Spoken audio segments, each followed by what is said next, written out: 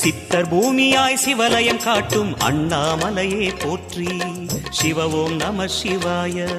பக்தர் நெஞ்சினை சிவமயமாக்கும் சிவபெருமானே போற்றி. ஹர ஓம் நம சிவாய.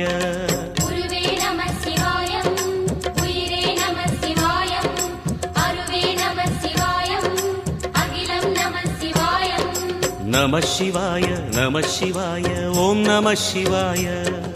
நம சிவாய நம சிவாய ஓம் நம சிவாய.